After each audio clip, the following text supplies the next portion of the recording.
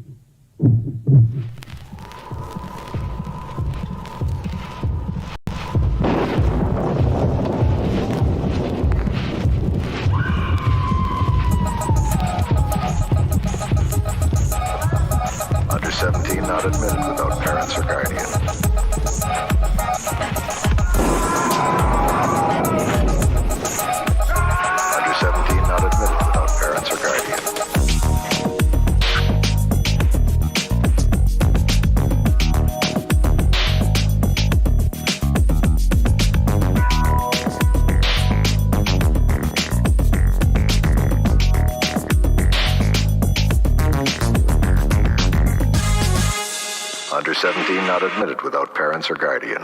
She's 400 years old, but she's still full of the devil. You want to sell me your soul?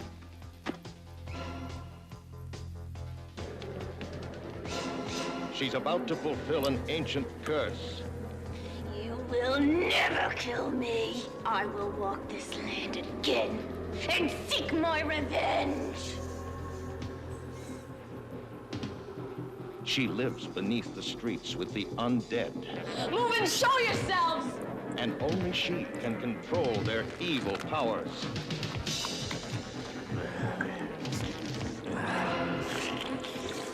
The city of Necropolis. That the best you can do? This bitch! That's the devil you're looking at!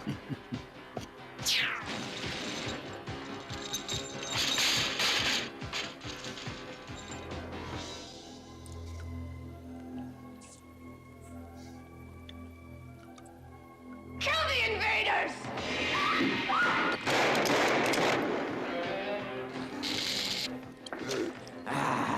Necropolis. It's a nice place to visit.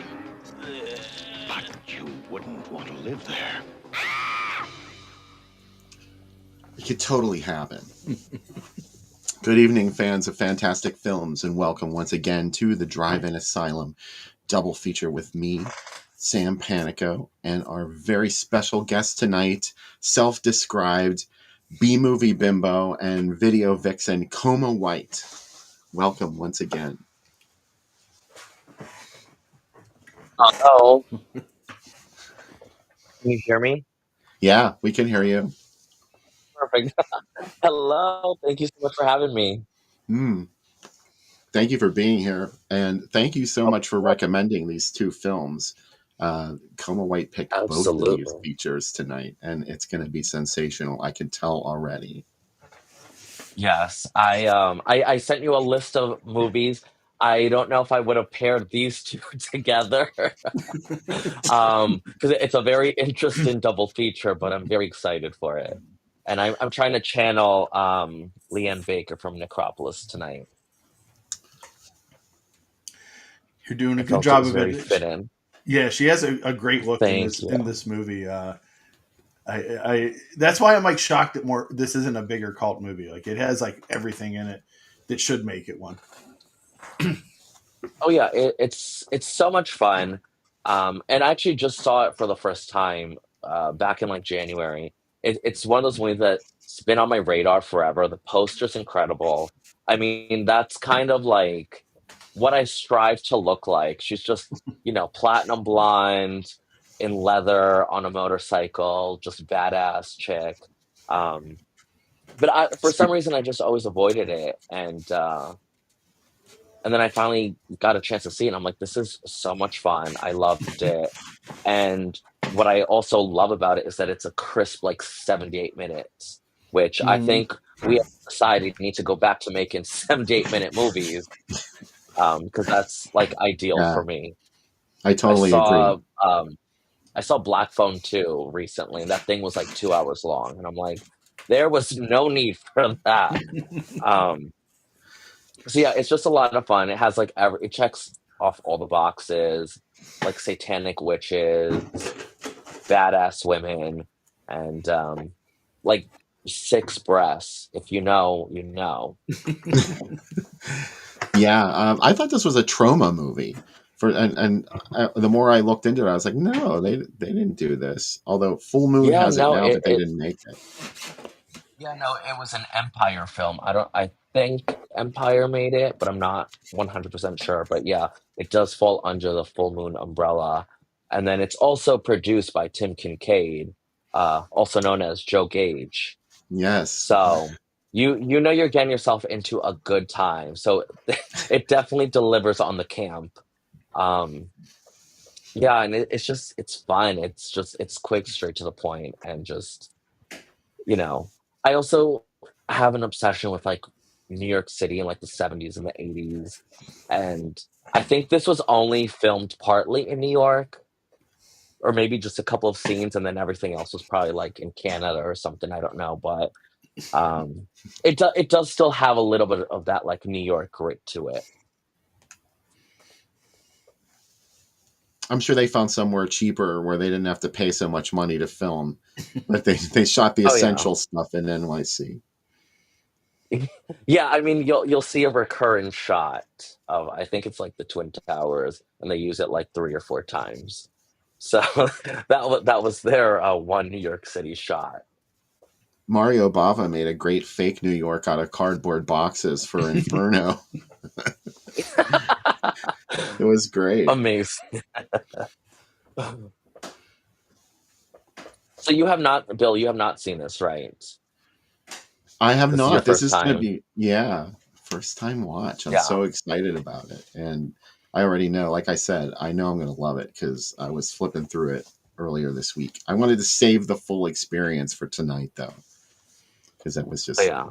it looks so good. There's a sequel that I came mean, out in 2019, which is not as good, unfortunately. I wanted to love it, but it's not as good as this. I can't. Well, I give you props for actually sitting through that, because Yeah.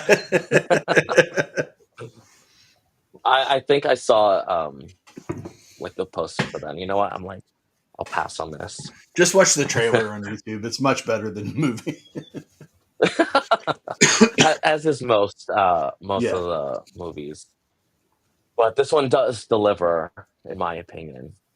There's a lot of like random dancing, which that's why I like it. Like the one girl, like just there's like Yes. random dance sequences, and I'm like, I love that. It has the like aesthetic quality of an 80s porn movie. Like it's shot, it looks like very much like a Dark Brothers or Rinse Stream movie from the 80s. So these are the reasons I like it. It's scuzzy at the right times, and I mean, yes, I'm not sure if, I don't think the director made anything else after this.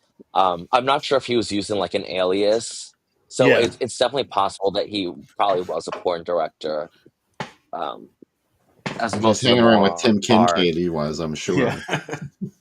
Exactly. This was released in Europe by Vestron, which is weird. Like that's a bigger label for it. It was Lightning in the U.S.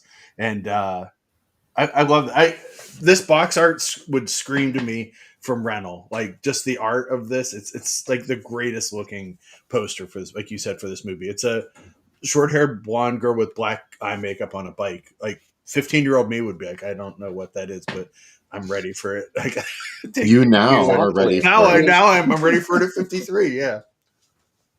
It's great. I mean, yeah, it's literally just her on a bike, Yeah. in leather. She just looks so fucking cool, and you can kind of see like some zombies or whatever on the side, but they're like not really the main focus. She is, and it's just, I mean, I don't know, badass chicks in leather. Like, what's Yeah. not to like? Yeah. It lives up to the artwork. Like you, I think you said I, before, like I I would, agree. I was worried that I think that's why I never watched it. 'Cause I'm like, this movie can never live up to how great the poster is, and it totally does, which is awesome. Yeah, and because there's a bunch of films from that era, like the Empire release stuff, and Mhm. they're pretty fun. And I feel like this kind of falls under that group of the other Tim Kincaid films, like Breeders and Mutant Hind.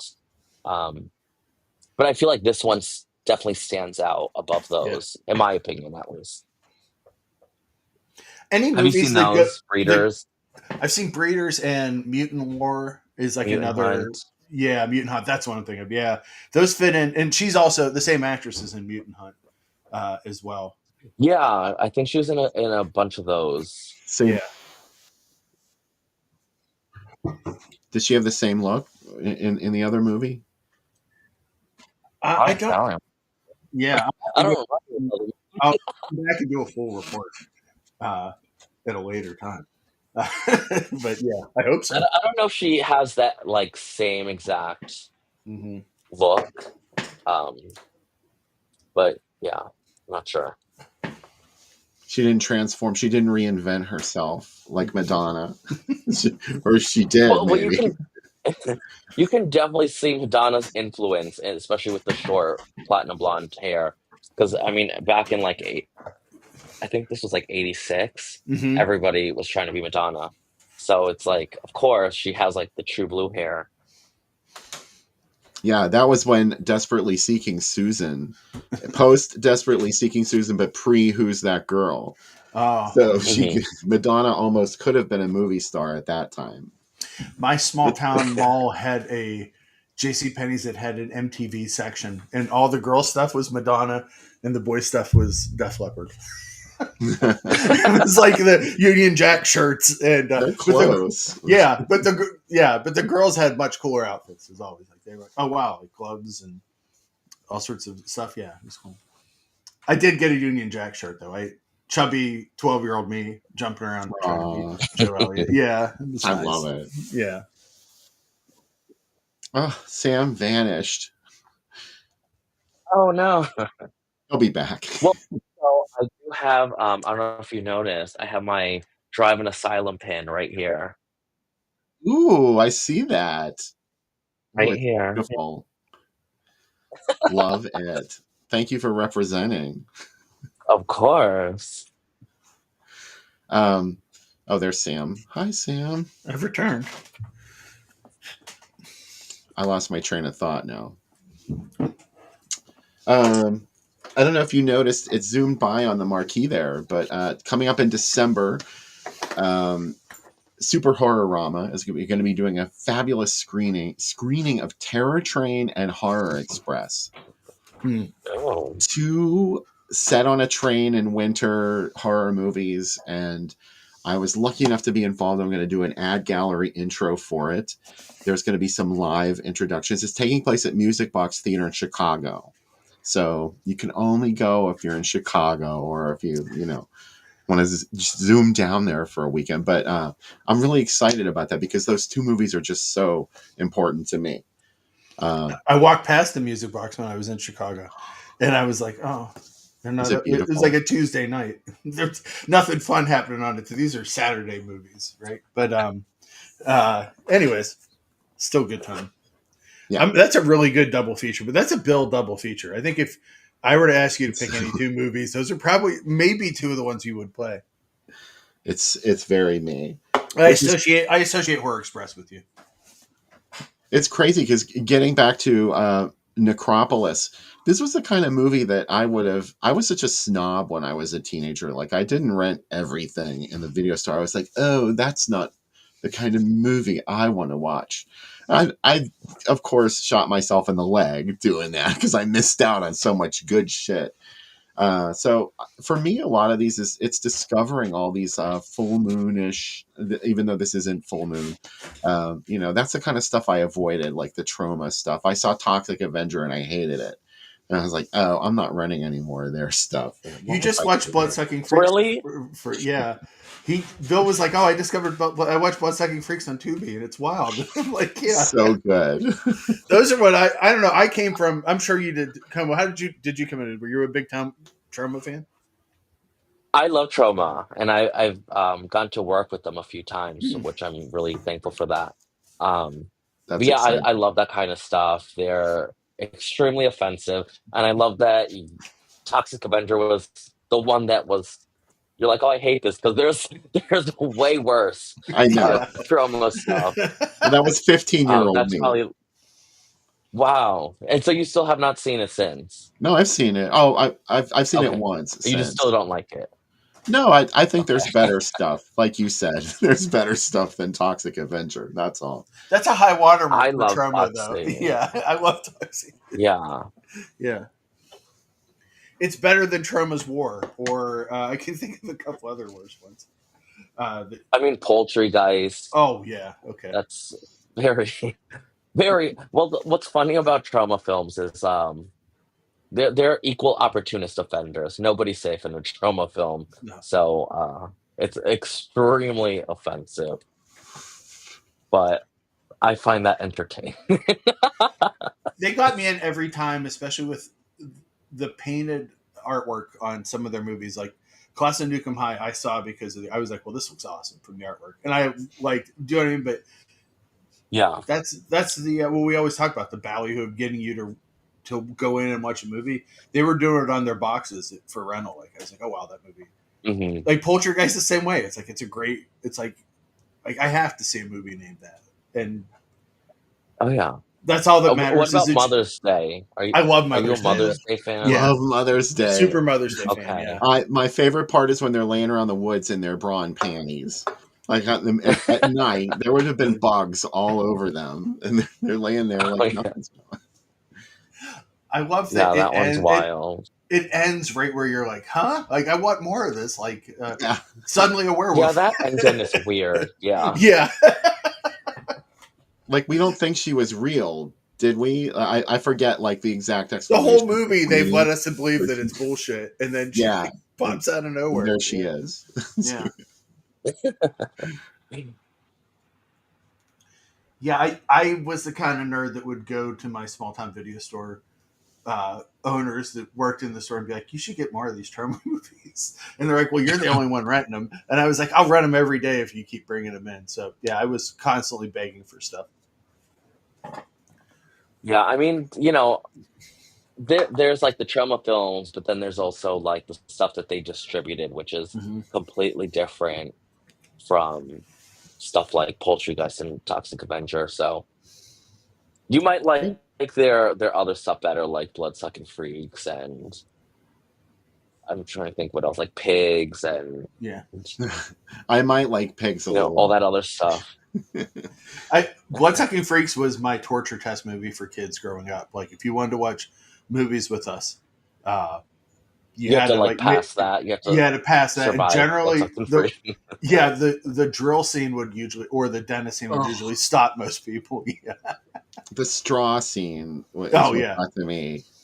I was like, ew. I love Ralphus so much. It's such a wild character. And as a kid, like, I hadn't seen Herschel Gordon Lewis. I didn't realize how much was ripped off. It didn't matter. I'm like, this movie's great because, like you said, kind of, it's like they don't give a shit who they're upsetting. Like, that's what I wanted to see as a teenager. I wanted to see stuff go crazy, and it totally does it. Like, this is great. Oh yeah. Joel Reed made the good stuff too. It was like, I love his movie Career Bed. I don't know if you've ever seen that. With Yoko Ono. I have not. Career Bed. It's like a black and white. Satan's Bed. Yeah. No, it's not Satan's Bed. No, I'm saying the wrong one. I said the wrong one. Sorry. Okay. Yeah. No, it was. It's about this woman who's like selling her daughter into like prostitution, and it's one of those old black and white, like not really a porn, but they're trying to. That's what passed for porn. Oh, the roughies. Yes, it was amazing. All right, Career Bed. I'm adding that to the list. Career Bed, yeah. It's very John Waters. It's very similar. Like it's got a John Waters, Andy Milligan type vibe to it. Okay. I've gotten into. I think it was like during the pandemic, I kind of started getting more into Andy Milligan, and I kind of went down like a rabbit hole of watching all his stuff. Yeah. Some of it's unwatchable, but there's some really good stuff in there. I go there. I don't know what you thought was unwatchable, but that's probably my favorite ones. Guru like the Mad Monk. Oh, love it. Really? I love Guru the Mad Monk. That's one of my favorites. It's only an hour long, and it feels like it's 2 days long. It's really rough. But I surprisingly don't love that, like those period pieces from him. I'm more interested in like Flesh Pot on 42nd Street. I think that's like amazing. Do you think that's his best? And then I even one? like 100%. And I'm really also the later stuff like The Weirdo and Monstrosity. Those are not great, but they're very interesting. I like Monstrosity. I think it is like you said. There's something to it. I like that in his movies, even when we're in movies with monster families, it's not really about the fact that anyone's a monster. It's just like everybody hates each other. It's like family issues. Like that's what all his movies are about. Yeah. I mean, look at Seeds. Like, what did he do? Seeds? Yes. Yeah. I love Seeds. Yeah. Yes. It's all about like family dynamics. So it's really interesting. You can marry Frankenstein and the Wolfman, and they have kids, and yet they're going to hate each other. Like they fight. That's what it's about. Yeah, that's what it's about. Also, like always a hunchback that needs to be whipped. And Guru the Mad Monk has something like that in it too. There's that one character, Yeah, and like, oh wait, she's a vampire. yeah. But the By the movie's way, not about her. There's no, a fucking vampire in the movie, but that's not what the movie's about. I Like, love it's that just it's like also the costumes are intricately sewn, and sometimes you can see a car even from our era in the 1700s or 1800s, but don't pay attention to that. Or like that's what I like about it. It's roll so with it. ramshackle and weird. Yeah, I forgive Yeah, a I don't lot. know. I had a hard time like getting through those, Ooh. but the other stuff I find really interesting. Even Vapors, that's you know the short film one about like the Mhm. bathhouses. That's Yeah, like really interesting. Like all like his non-horror stuff I find I fascinating. always I think would. about Vapors because, like, what if that had somehow been picked up or reviewed by someone? Well, it's like he would not have made all, or maybe he still would have made all these weird horror movies, but maybe he would have been like a serious, making these like dramatic movies. That would have been amazing. Yeah. Well, I did don't know you what read his the book? aspirations were. Like, I don't know. No, I, Oh, Seeds, No, the Vapors. book. There's a book called The Oh, the Ghastly One, Ghastly one. mhm. Yeah, which he is was a sick really fuck, good. wasn't he? A little bit. I mean, who isn't though? But yeah, I don't know. The book is really really good. Highly recommend. I actually have like, a one sheet for Bloodthirsty Butchers. Me speaking about how I don't like his period pieces, and I have a one sheet for it. He But has once great. again, it's amazing poster. Yeah, the poster's Yeah, great. It's beautiful. yeah. Yeah, Bloodthirsty Butchers, I think, is one of the ones I liked least because it should have been really good and it wasn't. I felt. Brett McCormick, who did the, our director friend, who did God every movie, the Abomination, right? Abomination, yeah, that we've done for No. visual images. Yes. As a kid in the mid '70s, he went to a comic convention and bought a Bloodthirsty Butchers poster, and he put it up in his room. And his mom would keep making him take it down and try to throw it away, and he would get it back out of the trash and hide it. And he's like, "I didn't see the movie for like 10 years after I had the poster." And he goes, "Oh, it's not good." He goes, "But the poster's great. And it really upsets your parents." And I'm like, "Yeah." That's a good reason why the poster got people into the theaters or the drive-ins for that movie. Oh yeah. Yeah, I want to I meet mean, that's what people I that. love about. Good. Oh yeah, no, continue. Yeah. I was gonna say I always want to meet people that went to those movies back then. Do you know what I mean? It's why I always ask when I meet horror directors of what they got into, because it's like, what was it like when you didn't have an internet or have like this weird Andy Milligan fandom? You were somehow finding these movies. Like, what? How did normal people react when these played at a drive-in? Were they upset? Or were they like, just Oh what did yeah. they feel? I'm also just curious to find out like what it was being on 42nd Street, seeing these like trashy, vile movies, Oh, and how vile the theaters were too. yeah. I was just reading about the Selwyn and Harris about like how like what's someone had written something years before it closed, but it was on the internet, and they're like, "Don't sit in this row because that's where you're going to get picked up." Someone's going to try, and don't sit in this row. But there's great movies playing this week, and I was like, man, like I don't think we get the same experience of these movies where we're not fearing for our lives or being hunted, and trying to watch them in these theaters. Where like it's very comfortable in your house to watch them. Oh yeah.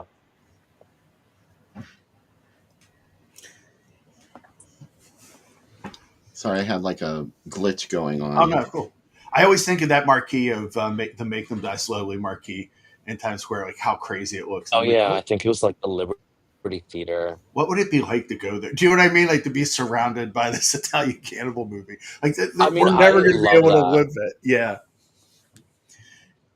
it just looks and I like feel so like amazing. yeah, even just like walking down Times Square, even in being in New York, I like kind of fantasize and imagine, you know, what it was like back then, but without the danger. Yeah, I mean, you had to I don't really know if I watch would your ass personally back then. survive. Yeah. Well, I don't think I would survive at all back then, Did but you ever see the movie Times Square? yes. I always with think Tim of that when I Curry. see that part where they're just like grooving down 42nd Street to the Talking Heads, and no one's fucking with them. Like nobody's trying to like grab them up. And she goes to work in a topless bar, and she says, "I'm not going to take my top off," and they let her. I was like, "What world is this movie taking place in?" Did you ever see Night of the Juggler? Yes, Because I mean, yeah, that's great, and that just finally got a Blu-ray release. But there's like a really finally. great scene where they go in, I think, like Peep World or whatever it's called, Show World, one of the peep show places, and you get to like see like the actual inside, what it looked like, and also Nightmare in a Damaged Brain too. You get to see a little bit of those Yes. seedy Oh, I adult love that theaters. one. That movie is so scuzzy. I was gonna say, Bill, that's another subgenre. You love movies that are set in strip clubs, but no one really gets naked and people get away with it. Yes. Where Somehow it's like, that's not what's going on there. yeah, it's like I work at Flashdance is kind of like that Pittsburgh shop movie where it's like, oh, like these are really arty routines these girls are putting on. They're putting on these like 3 minute long fog drenched dances, and it's like, no, you would just come out with your top already off if you were at a Pittsburgh strip club like this. It's not that beautiful. Well, Oh, it's funny too because, like you said, in Necropolis, she's just like randomly starts dancing for no reason. I don't. Is she topless? I don't think so. No, but like it's well, eventually there's multiple toplesses, but that's a whole other story. Yeah. oh my. I can't wait to see this. Yeah, there's Yeah. Especially if it's dirty. it's super dirty. There's one actress. Really not. I But mean, no, I'm just joking. Yeah, please. Coma White, why don't you tell us a little bit about your horror trivia night at Rock Bar in NYC? yeah. So I am one of the co-hosts of Brain Damage Horror Trivia. It's me and Justin Lockwood. We've been doing it for like 2.5 years now, which is actually a really long time for nightlife. Um, and honestly, never expected it to go this far, but I'm really thankful. We've really built up this community, and yeah, it's a lot of fun. It's just we get to nerd out over horror movies, and we are very grateful to be sponsored by many amazing different brands and labels, such as Drive and Asylum, who has sponsored us a few times, among many others. Yeah, it's really amazing getting to work with all these like brands and labels that I really look up to, like Something Weird Video and Trauma and Vinegar Syndrome and Fangoria. Like it's really incredible, mind blowing to me. But it's really just a really fun community based event, and I watch a lot of really weird, obscure stuff, and I get really excited about it, and I just want to talk about it, and I want to recommend it. So a lot of my questions sometimes, I always tell people, if you don't know any of these movies, if you've never seen them, these are all recommendations from me. Um, People still get upset with me when my questions are too hard, but I always say these are recommendations, and I want people to discover these movies that I love. So it's a lot of fun. I wish I could go. Yeah, I wish I lived Too. closer where I could just drive up there whenever I wanted to. Yeah, I mean, I remember because there's another horror trip that also happens at Rock Bar. Um, and yeah, I remember I went to that and I just remember just thinking like, I wish I had this when I was younger. Like the fact that this even exists is incredible. So it's really amazing that it's grown to what it's become. Like I said, it's very like community based. Like I love that this exists. It's really Yeah. just a bunch of horror nerds nerding out over movies, which is what I love to do. Is this like you and Justin's baby? Like you conceived this night? It kind of happened by accident. So, like I said, there's another horror trivia. It's called Final Exam Horror Trivia, and that one's hosted by Ted Kagan and Michael Gingold. Um, so whenever they couldn't do it, the owner of the bar would do his, I call them spin-offs, so he'd do like his own little version of it to kind of fill in the slot. And then I remember him and Justin had done one once or twice. And then one day he asked me if I want to do it. And literally I was on stage and he was like, "Come on, Justin, you do next month." So was given an opportunity and made the absolute most out of it. So it just kind of started growing and becoming this thing. And if I'm gonna do something, I'm going in like full force. So I was like, okay, Right well, on. we need good flyers, we need sponsors, we need this, we need that, and here we are, 2.5 years later. I love the graphic art you do for those, by the way. Thank you, I thank you so remember asking you, much. and you're like, "Oh, I do those." I was like, "Wow, they Yeah, look beautiful." I mean, it's all existing posters, and I just Photoshop myself and Justin's head. I It's know. I always recognize the that posters that scream. you use. It turns me on. What? At this point, I kind of use that same image of his head for my own amusement because I think it's really funny. It's kind of like a Where's Waldo situation. Like, oh, where's his head going to be now? Um, Hmm. but yeah, it's just because I've always been a big fan of like posters. I used to collect one sheets. I don't really anymore, but as you can see, my room is covered with posters and memorabilia. Um, and I have a graphic design background, so it was always important to me to have good flyers. And I feel like it's kind of like the movies too. Like if you have a great poster and a shitty movie, like nobody really cares, Like so you're selling something. It's advertising. So Yeah, that can be having the main part of the experience is the advertising and the build up to it. exactly. It's funny because I was having another show at Rock Bar. And I was talking to somebody one night, and he showed me that he takes the flyers and he has a whole collection of them. Like after the event is done, he takes them down and they're on his fridge. So that Oh, made me really, it made me really happy to see that that's beautiful. because it does, it's a lot of work that goes into it. We also, well, I make the slides, which we spoil our audience because no other trivia really does slides. So we have like little PowerPoints with the questions and photos and all that stuff. So it's Wow, it's very time consuming, but I'm glad that people appreciate it. that's awesome. Now I just wish you guys were closer. It would be. I Well, we know were you need to come closer. to New York. Yeah, yeah. We will one There's a day. lot of horror. Like I think there's too much horror stuff happening now. But it's a great thing to say. Yeah, There's a lot of events going on now here. There's a big horror community now in New York City. that's awesome. I see the inspiration for your look tonight. Now that I have that image up. Yeah. Oh, where did Coma White go? Oh, there you are. I was I was ready to take my top off.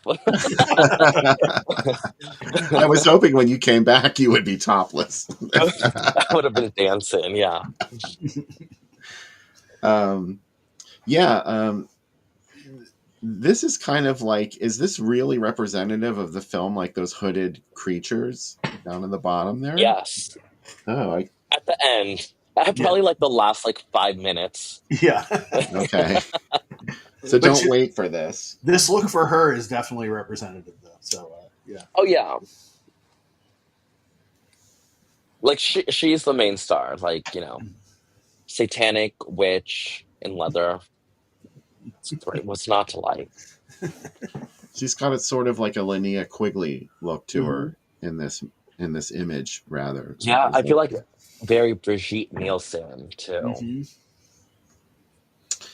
I don't know if you guys noticed on Linnea Quigley's social media, she had this great post the other day. It was a still of somebody getting dressed like Leif Garrett or somebody like topless in a mirror, like fixing their hair. And like for a split second, you thought it could be a woman and she's topless. And her point was, if you can show this on Facebook, why can't I be topless on Facebook? And I was like, wow, she's like advocating for boobs on Facebook. You got to respect it. Good for her. Show them off, Diva.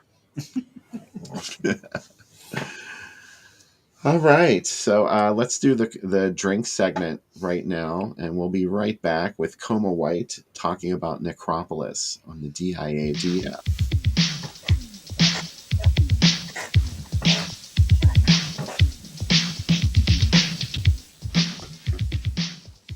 It's kind of unbelievable that people in America are eating 40 pounds of sugar a year.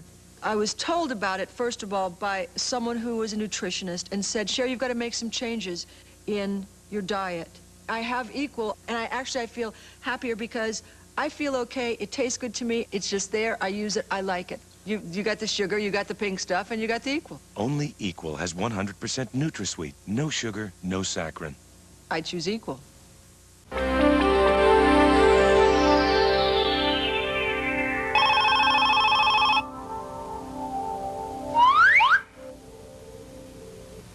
Good morning, Solo Incorporated. Give me Williams in accounting. This is Al Davis. One moment, we'll put you through. Accounting, this is Williams. Where's my order? Oh, yeah. You need Baxter in shipping. Let me connect ya. Yo, Baxter in shipping. Baxter! Introducing the Transition 2000, the phone that can change your voice, discouraging unwanted calls, and great for children home alone. This is the man of the house. I'll pick it up myself. I want to meet the entire staff. To order the Transition 2000 voice-changing telephone, call 1-800-551-9172 or send $99.95 plus $5 shipping and handling to the address on the screen.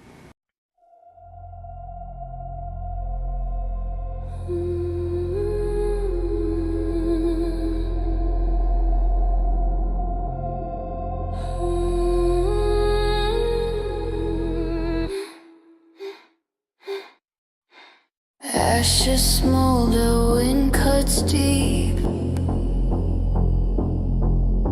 through the grave where I don't sleep. Born again as shadows guise. Your breath fades, I claim your cries. Life for death, a cursed trade. Blood moon calls, dead depths are paid. I rise, I feed, your soul is mine. Through veins, through screams, the cold lines. Blood moon high, the covenant's near. Feel my wrath, know my fear.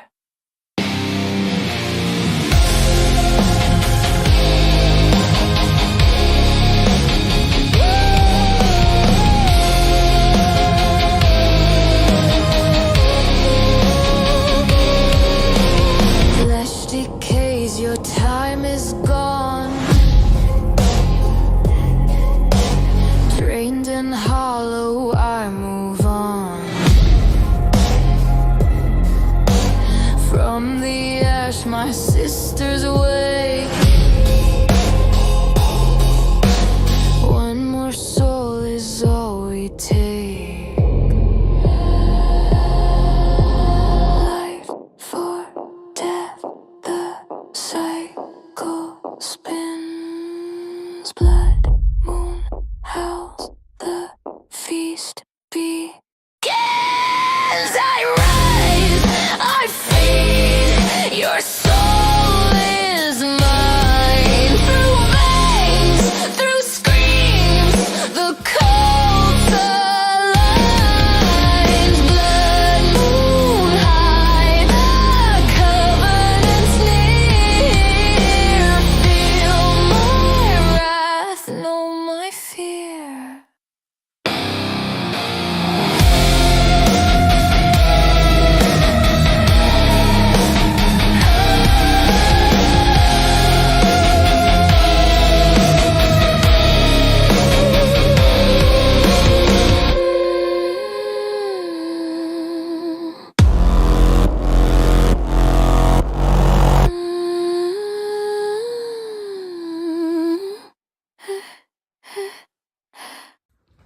We have some house guests for this episode of Drive-In Asylum, Groovy Doom.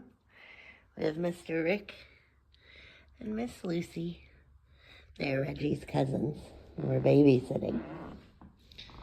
And there's Crazy Man. He's very excited about his cousins. And then in here... Merry Christmas! This is the Drink Man. Merry Christmas! Welcome to... I put Christmas lights out already. I'm not afraid. Yeah. Merry Christmas. Mm-hmm. Welcome. This is the Banshee. What is this drink about? This drink is for NECROPOLIS. And if you've seen the movie, you know I'm using milk. We got 3 ounces, 99 bananas, 1 ounce creme de cow, 2 ounces milk. Kind of like a White Russian for demons. That's the way I look at it. So, pretty simple, right? Don't have milk, out of milk. So what are we using? Half and half. It'll be better. It'll be better. A little bit of titty milk, please. No. Mine, it's mine. It's not yours. It's okay. We milked Reggie. We milked Reggie. We milked Elvis and Lola. There's Lola. A rare appearance. All right. I'm really excited. I've been excited about this drink all week since I came up with it. It is actually a drink called a Banshee. It's a real drink. I was looking on milk-based drinks. That's what we ended up with. I think a quick rabbit. I'm doing it. Oh, man. This is exciting. Pazuzu. Looks like eggnog for my Christmas room. Mm-hmm. That is boozy. Ooh, I like it. I'll put this on some cereal. Enjoy the movie. Enjoy the guest dogs. Mm-hmm. Pazuzu to everybody. And cheers to our special guest, Coma White. Cheers. I love how the commercial was of Cher talking about too much sugar drinks, and here I am having the most sugary drink. You might see her again later tonight. Look, that looks like your upper half and your lower half too. Oh, it's gone now. There was like that shot of her legs right underneath of you. Necropolis, baby. I can't wait.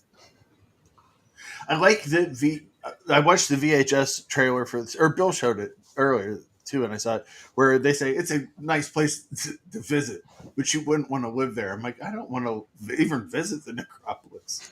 Like, what is up with this line? It's crazy. It's not an Airbnb. Well, isn't the Necropolis just New York City? Yeah, exactly. You think Necropolis is going to be like something beneath it, or like we going into the subway? No, it's just New York City. New York City in the 80s. Mm-hmm. I also, do you remember that scene in Friday the 13th, Part 8, Jason Takes Manhattan? Like, everybody thought, like, New York was this, like, really crazy, dangerous place. And then they have these, like, punks, like, doing the girl up with heroin. Yeah. Like, that's what they think New York is. Like, you're gonna get, mugged and drugged and all that. It's Fox News New York City. That's how they, how they see it. But when I was a kid, I think I was telling you before, like I used to we got WOR in Pittsburgh, and I would listen. And Pittsburgh's news is like relatively, whatever. Like how much are pierogies right now? And like New York news was like someone is shooting people with a BB gun on this subway train. Don't come here, and like people are leaving needles places, and I'm like, wow, like New York is I always saw New York as the world of New York Ripper. Do you know what I mean? Like this was the world that I thought. Dressed to Kill. Dressed to Kill. I have this like apocalyptic series of. It's either that or it's the Escape the Bronx movies. Like these are the New Yorks that I those guys that are harassing Nancy Allen on the subway. Yeah. Mm-hmm. I'm like, those don't look like any dudes you would see hanging out together in New York. I'm sorry. I do love that you also mentioned the movie punks of Friday the 13th, where it's like, no punks look like that. Yeah, and nobody's shooting you up with heroin. They're not giving that up for free. They're not wasting. They're not wasting it. we used to get notes in school about that. Bill and I talked about it before on the show, where it's like, if anybody tries to give you these blue stars that they say are tattoos, don't take them. They're acid. And even as a kid, I'm like, no one's just giving me acid for free. Like, what are they going to get out of it other than seeing like a 5-year-old lose his mind? Like, nobody's giving this away. Exactly. Yeah, they were Mickey Mouse Yeah. tattoos. Yeah. That's fair. What strange underworld of hippie scum was like, let's make Mickey Mouse tattoos and give them to kids. Like, that's their whole plan for the year. That's like a lot of logistics to make happen. Do you know what I mean? Like, it's not an easy, like, they could have solved cancer instead of doing this Mickey Mouse scam. Yeah, they cooked that up in their lab. It's very much like Dave said, New York in the 70s was Death Wish and Pelham 123 vibes. Yeah. Like, I really thought, like, the movies I watched were, it's weird. Okay, so, like, I thought the movies of New York I watched were New York, and the movies of LA, like, any movies where girls became streetwalkers, like Angel. That's what I wanted Magnificent Sunset Strip to be. You know what I mean? And it's not. But that's the movie world that I've made in my head of cities. Oh, yeah. There's no ad campaign for this movie because it was never released theatrically. We didn't really talk about that, but it was only issued on VHS originally. And you said it was Lightning Video, right? In the Yeah, US, it was Empire Pictures did it, and then Lightning Video, and then Vestron overseas.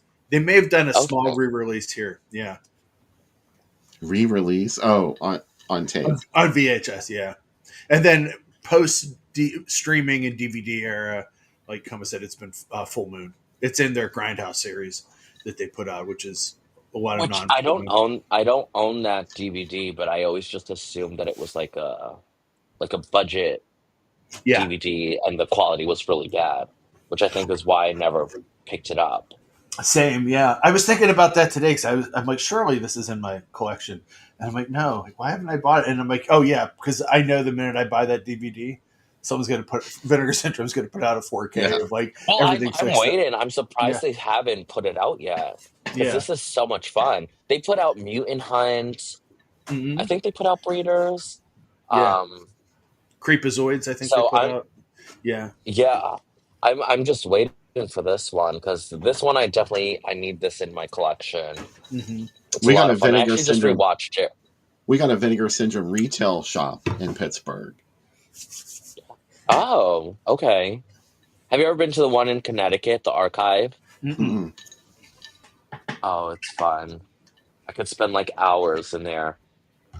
Wait, have you ever been to New York? I'm sure you probably have, right? Yeah. Have you ever been to? Yeah. Do you remember Kim's Video? I never went there. I never went there. No. Okay. Okay, because that's like legendary video store, and I remember I would just go and I would spend hours just looking, and then like another 2 hours decide on what I was going to buy. Do you know Michael Ferrari? He was on the show a couple of times, at least once, and he is a former Kim's employee. So he talked a little about Kim's video when he was on the show. I don't think so. Because I remember going for the first time. I think I was in high school. It was still on St. Mark's Place. And then they moved a little bit further down. I don't remember the address, but they changed locations. So yeah, I didn't know I never befriended any of the employees there. That's all I know about Kim's because I didn't even know what it was until. Oh, it's legendary. It really is. Like that was like your go-to shop for like all the cult exploitation stuff, the horror stuff. What stuff do you remember renting there? Well, I bought stuff. The first time I ever went there, I bought George Romero's Martin and on DVD. And I bought was it Two Evil Eyes? Oh, yeah. Oh my God. Those two. So And Pittsburgh, then both of later them. on, when they changed locations, I remember buying Deadly Spawn. I bought I did buy Terra Firmer. It was used. It was like $8. Um, I'm trying to think what else. And then shortly, like they did end up going out of business. And I remember buying a bunch of stuff when they went out of business.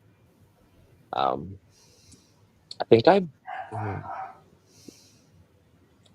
I'd have to look, but there's like a something weird video that I bought there.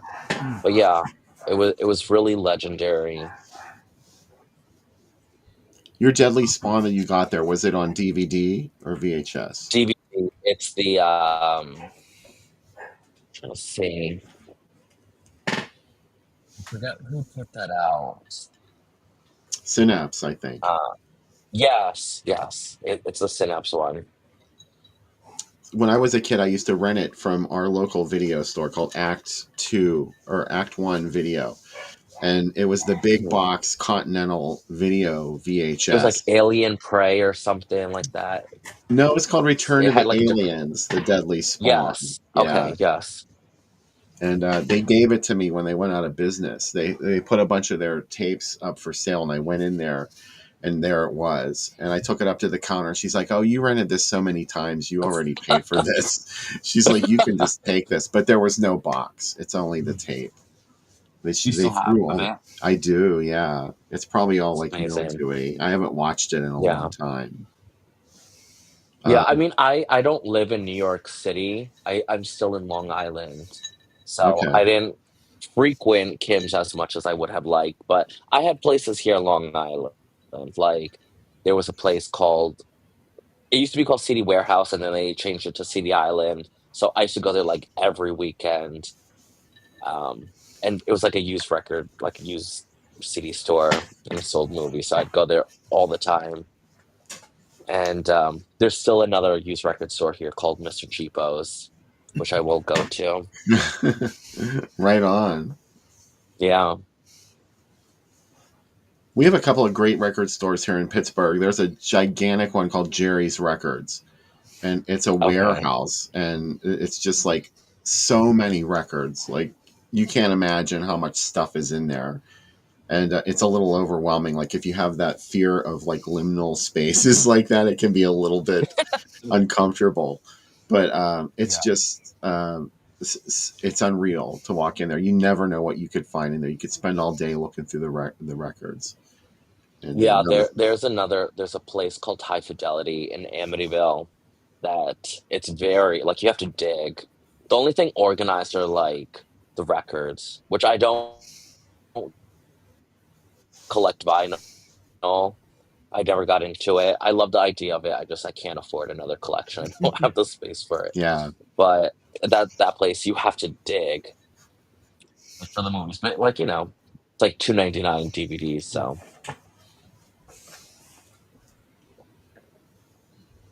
I have to refresh my screen here. There's nothing like the CD warehouse or exchanges here, which are like movie vinyl stores.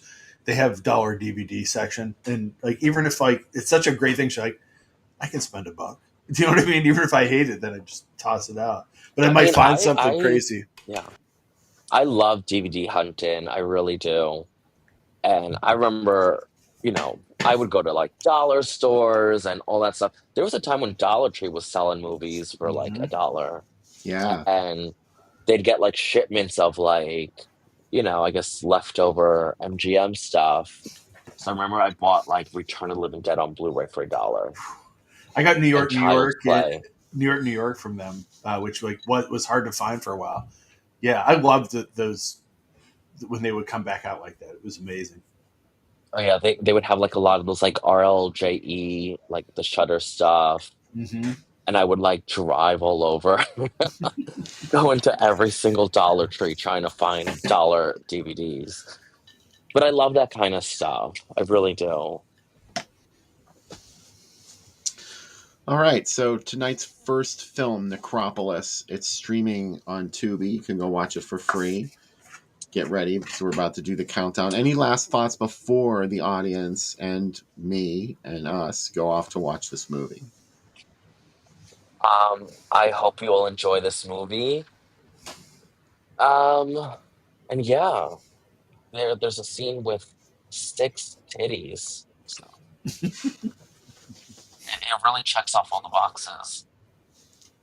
Blood, boobs, and bimbos. Joe Bob approves. What about Sam? Exactly. I'm so excited that we're showing this movie because I've watched it a bunch of times and I'm strangely obsessed with it. So I anything that gets this to a bigger audience, I'm super excited about. So I think, like you said, Coma, it's like this is a one that I want coming out on, and I want to hear. I want interviews with the director. Like I want to hear from people that were in it. Like, how did this all come about? Like, It's a lot of fun. Yeah. It's quintessential 80s.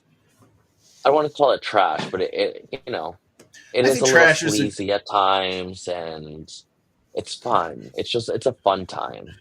I don't think we ever say trash on the show as a negative thing. I think it's always positive. Yeah, exactly. I say it with love. Yeah. Our guest is Fab, and thank you for saying so. Stop. Thank you so much. Our guest tonight is Coma White, B-movie bimbo and video vixen. You are going to be back for the second segment, aren't you? Absolutely. That's what we want to hear. And And we hope. I actually am a video vixen. I have been in a few music videos. Really? So, What? Like what? yes. So my friend has a band called Blue Anxiety. It's like he calls it like a dark freestyle. It's very like goth and think like, yeah, just goth. I'm gonna say like Alien Sex Fiend mixed with some like Bauhaus mixed with like Lisa Lisa. It's very I love it already. they're really amazing. So they did a cover of Information Society's song Runnin'. So I'm in that as the Exorcist, as Linda Blair. And it's all shot on video too. So my friend, the lead singer Dracula O, he filmed it on a camcorder. So it's really cool. Go check that out. And it's BLU Anxiety with 2 X's. And then there's another song called Uninvited to the Funeral Home that I'm also in. So right on, as you should be. Did anyone ask you to get on the hood of a car? Like my ultimate fantasy. Now I do have a music video that I filmed during the pandemic of me doing that actually. dressed as Tora Satana doing Thunder Kiss 65, and we're in Long Island in a parking lot and I'm strapped to the hood of a car. And we did it in a mall parking lot, and I remember the security guard pulled up to us and he just looked at me and he's like, "What are you doing?" This is art, baby. Hardcore art. We're film students. We're film students. All right. So go watch Necropolis on Tubi and make sure to come back afterwards. We'll be live again. Hopefully we won't be late this time. And